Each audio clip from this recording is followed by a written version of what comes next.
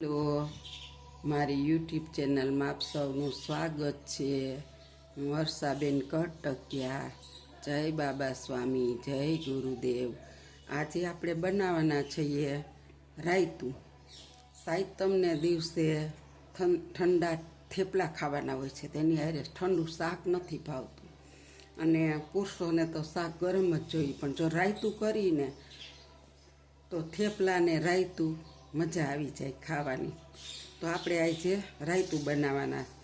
એને માટે આપણે 1.5 લીટર દૂધ મેળવું છે. 1.5 લીટર દૂધ, મરચાં, હાથ મરચાંની કટકી કરી છે, અને રાઈ લેવાની છે, અંદર કુરિયા રાઈના. પછી કેળા લેવાના છે, કોથમીર લેવાની છે, અને આ નિમક સ્વાદ અનુસાર, અને ખાંડ. આટલી વસ્તુ આપણે જોશે. તો તમે જોઈ શકો છો કે આપણે રાયતું બનાવશું. પછી આમાં આપણે ગાંઠિયા પણ જોશે. તો મારી યુટ્યુબ ચેનલમાં આપ સૌનું સ્વાગત છે. હું વર્ષાબેન કટકિયા. જય બાબા સ્વામી, જય ગુરુદેવ. આપણે સાતમ આવે છે આગળ, એટલે આપણે સાતમને દિવસે ઠંડા થેપલા સાથે રાયતું ખવાય. તો આપણે રાયતું બનાવીએ છીએ. એને માટે જો આપણે રાયતું બનાવવું છે, એના માટે આપણે 1.5 લીટર દૂધ મેળવ્યું છે, અને 8 મરચાં લાંબા આવે ને એ સુધાર્યા છે, એક કોથમીરનો આખો પૂળો સુધાર્યો છે. એને માટે આપણે રાઈના કુરિયા જોશે, આને આપણે ખાંડશું હજી, અને કેળા લીધા છે. પછી નિમક જોશે, અને ગાંઠિયા જોશે. જો આ ગાંઠિયા ન હોય તો ફાફડી પણ લઈ શકો, અને વણેલા પણ લઈ શકો. અને ગાંઠિયાની સાથે આપણે સાતમમાંથી વાનવા કરતા હોઈશ તો થોડાક ગાંઠિયાને વાનવાય નાખી શકો, પણ ગાંઠિયા ન હોય તો નકરા વાનવા પણ ચાલે. તો આપણે આજ રાયતું બનાવીશું, અને આપણે ખાંડ લીધી છે, તો તમે જોઈ શકો છો. તો હાલો આપણે રાયતું બનાવવાનું હવે શરૂ કરીશું. પણ એની પહેલાં આપણે રાઈના કુરિયાને થોડાક ખાંડી લેશું. જો પહેલાં આપણે 2 ચમચી ખાંડી લેશું. પછી આપણે આ 2 ચમચી રાઈના કુરિયા છે ને એને ખાંડી લેશું, અને પછી જોશે તો આપણે વધારે ચમચી ખાંડીને નાખી દેશું. તો આપણે આ રાઈના કુરિયાને ખાંડી લીધા છે, આપણે એને ખાંડી લેવાના છે. અને હવે આપણે આ કેળા સુધારી લેશું. 5 કેળા સુધારવાના છે, આપણે સુધારી લેશું. જો આપણે આ 5મું કેળું સુધારીએ છીએ. હવે 5 કેળા આપણે સુધારી લીધા રાયતા નાખવા, કારણ કે આપણે અત્યારે 8 માણસનું રાયતું બનાવવાનું છે. પછી કોઈ વધારે આવી જાય, અમારે બાજુનું ગામ છે ને, એમાં અમારા બધા ભાઈઓ રહે છે, કોઈ આવી પણ જાય તો આપણે આ 8 થી 10 જણા રાયતું ખાઈ શકે ને એટલું આપણે આ રાયતું બનાવવાનું છે. તો તમે જોઈ શકો છો. હવે આપણે આ તપેલું લેશું એક, એની અંદર આપણે આ દહીં બધું નાખી દેશું. જોઈ શકો છો તમે, આપણે બધું દહીં આમાં નાખી દેવાનું છે.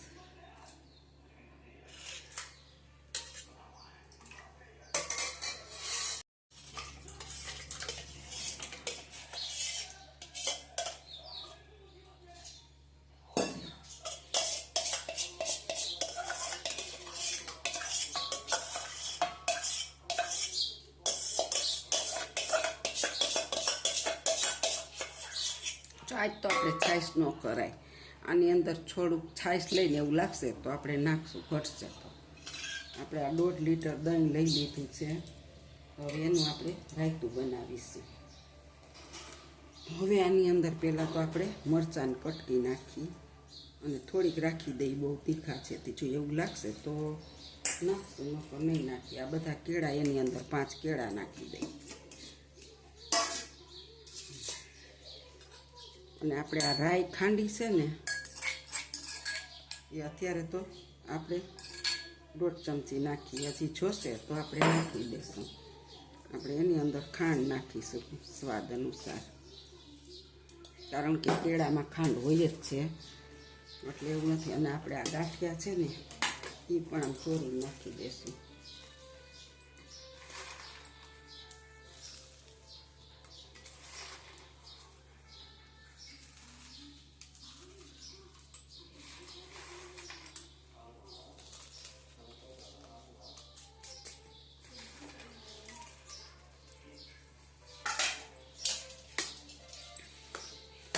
આ બધું આપણે મિક્સ કરી દઈશું.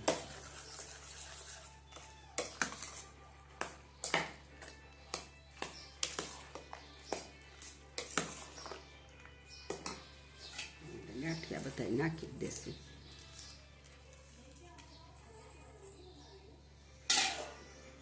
આપણે 5 કેળા નાખ્યા છે, 200-250 ગ્રામ જેટલા ગાંઠિયા નાખ્યા છે, 200 ગ્રામ જેટલા, અને મરચાં નાખ્યા છે. હવે તીખું નહીં થાય તો આપણે થોડુંક નાખીશું. આપણે આની અંદર હવે 1 ચમચી ધાણા જીરું નાખી દઈશું. આ ચમચી નાની છે એટલે 2 નાખી, પણ 1 જ મોટી નાખવાની. અને સાથે આપણે ખાલી કોક કણ દેખાય ને એટલી મરચાંની ભૂકી નાખી દઈએ.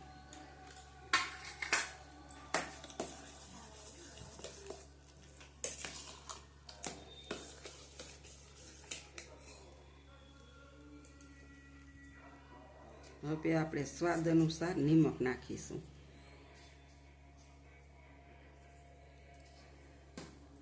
કારણ કે ગાંઠિયામાં તો નિમક હોય જ છે, એટલે આપણે નિમક નાખીશું સ્વાદ અનુસાર. અને આપણે આ કોથમીર તો આપણે બધી નાખી દઈશું. કોથમીર હમણાં આપણે રાયતા હાટું જ લીધી સાચી. આ આખી 20 રૂપિયાનો પૂળો લીધો છે ને, જેઠે આપણે એટલા ડાઠા છે એ નહીં નાખીએ.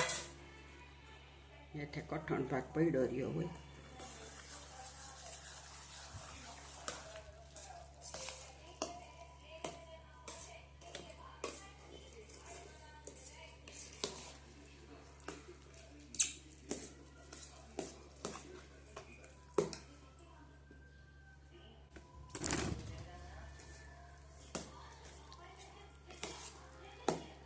આપણે જો આમાં કોથમીર, મરચાં, ગાંઠિયા, આમથી 1 પિંચ જેટલી જ આપણે ચટણી નાખીશ. કોક કણ દેખાય એટલે. અને નિમક, ખાંડ અને કેળા અને રાઈના કુરિયા એટલું આપણે નાખી દીધું છે. અને આપણે આને 5 મિનિટે જોઈ પોહીને કેટલું આમાં થઈ જાય છે અને કેટલું કેળા પાણી છોડે આપણે જોઈ. જો આપણે આની અંદર થોડી ખાંડ નાખીશું, હજી 1 ચમચી જેટલી, અને થોડુંક નિમક પણ નાખીશું. અને આપણે આ મરચાંની કટકી નાખી દઈશું. કારણ કે આ બધું જોઈને નાખવું પડે, પછી નકર સ્વાદ ન સારો થાય. એટલા રાઈના કુરિયા પણ આપણે નાખી દઈશું. આપણે 2 ચમચી ખાંડ્યા હતા ને, આપણે 1.5 લીટરનું કર્યું ને, 2 ચમચી કુરિયા અંદર નાખી દીધા છે. હવે આપણું રાયતું મસ્ત બની ગયું. કોઈ વસ્તુ ન નાખો. આની અંદર તમે કાકડી પણ નાખી શકો. કાકડી જો આપણી આગળ આખું જબલું છે, પણ આજ નાખવી નથી. જો આખું જબલું ભર્યું છે. આની અંદર કાકડી હોય ને તો તમે છાલ કાઢી અને ખમણી અને એ પણ નાખી શકો. બહુ મસ્ત રાયતું થાય છે.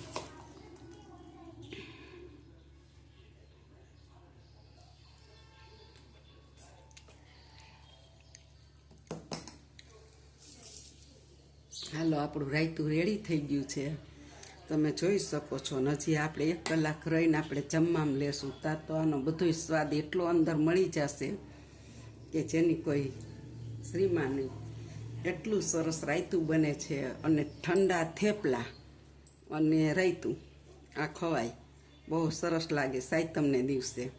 આજ તો મેં અગાઉ બતાવવા માટે કર્યું છે. હજી સાતમને તો વાર છે, પણ મેં કીધું આ સાતમને દિવસે થેપલા હારે રાયતું બનાવાય.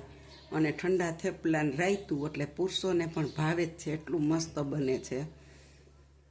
તો તમે પણ ન બનાવતા હો તો બનાવજો થેપલા હારે સાતમને દિવસે. અને થેપલાની હારે રાયતું ખાઈજો.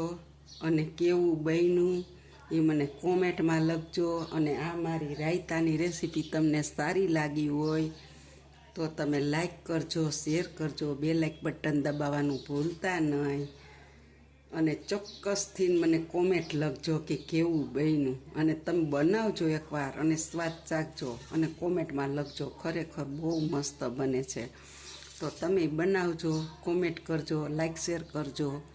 અને રેસીપી સારી લાગે તો ચોક્કસ શેર કરજો. આવજો. જય બાબા સ્વામી, જય ગુરુદેવ.